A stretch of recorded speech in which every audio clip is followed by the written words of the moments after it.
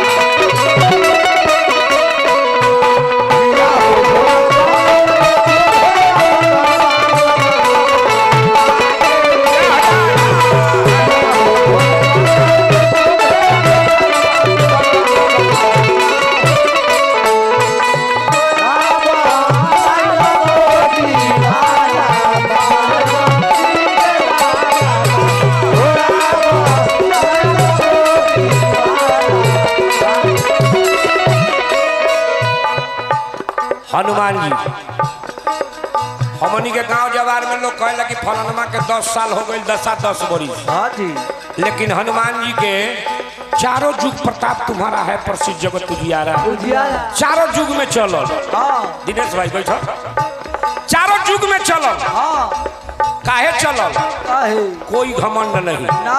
इतना बहुत बड़ा बलवान बुद्धिमान हर कुछ में महान लेकिन मन में कोई अभिमान नहीं ना हो ना। आ तनिका सानी हमनी के कुछ हो जाता रे हमरा हम रे सार हम तो गल हम जहाँ हम के फेरा लागल घेरा में तब भक्कल की हे बजरंगबली ए बाबा अष्ट सीधी ना निधि के दाता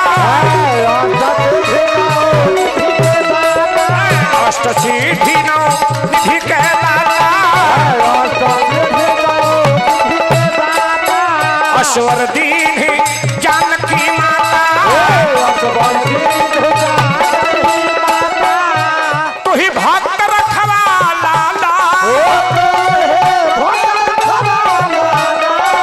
हो तू ही भक्त रखवाला आओ लाल लंगोटी वाला मायंजनी के लाला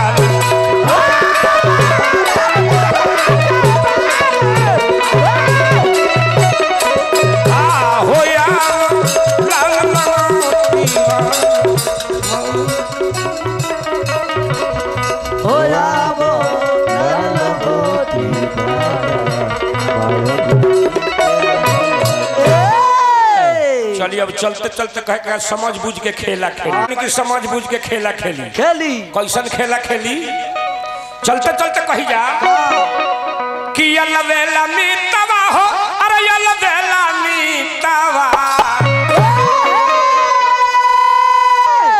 यही जमाया के बमेला अलवेला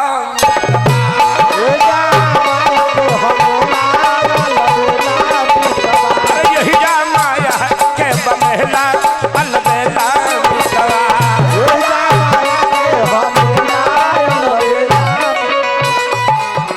जितना गार्जियन रूप में हम चलते सुमिरन में गा देते हैं कि एकरा बाद में एकरा कोई सुने वाला न मिलेगा।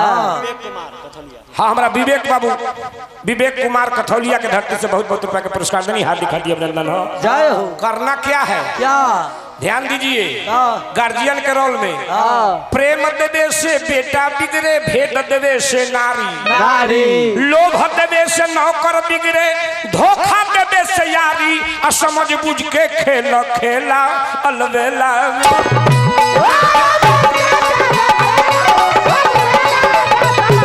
समझ बुझ के खेल खेला अलवेला।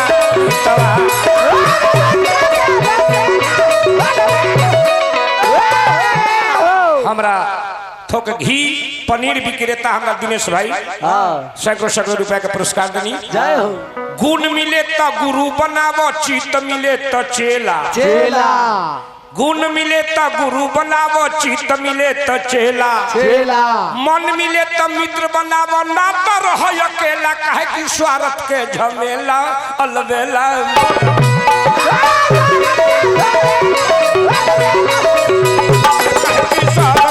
झमेला अलवेला मितवा।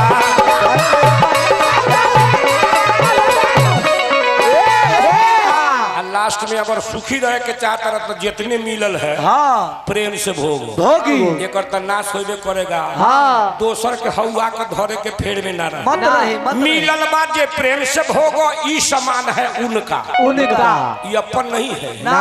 मिलल बा जे प्रेम से भोगो, ई समान है उनका, उनका। ई दहिया माटी के बर्तन फूट जाई लगते ठुनका, संभू चल जाइबो अकेला अलवेला।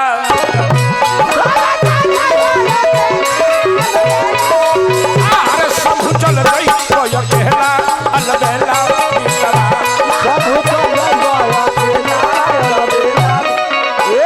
अरे प्रेमा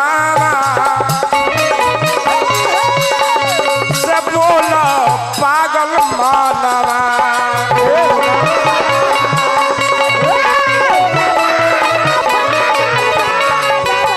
फिर हमारा विवेक बाबू बहुत बहुत रुपए का पुरस्कार देनी। विवेक बाबू हाथ दिखा दिया नहीं नामे तोहर विवेक है भैया, एकदम बनल रहो बना रही। कहीं सब लोग कहीं दोनों हाथ उठा के प्रेम से जयकारा बोली। तू बोला अब शुरू होगा, सब लोग कहीं दोनों हाथ उठा के प्रेम से बोली, बोलिए प्रेम से बजरंगबली की, स्वर्गीय बिंदा बाबू की। अरे प्रेम से बोला पागल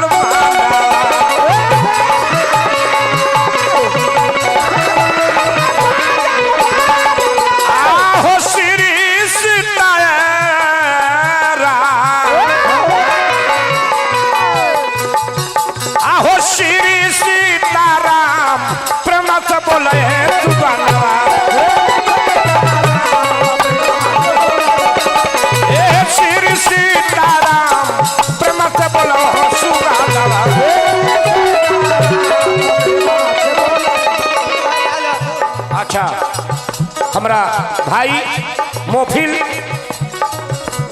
हमरा मोफिल भाई के तरफ से 500 रुपया के पुरस्कार आइल बा। हमनी के हाथ दिखा दिया, अभिनंदन करो। ये कहते चलो हे भगवान सबके मन के मनोकामना पूर्ण करते चली। हमनियों के स्वर्गीय बिंदा बाबू के आत्मा के शांति दे बउआ। हरे हरि बोल बोल रे मानवा, बोल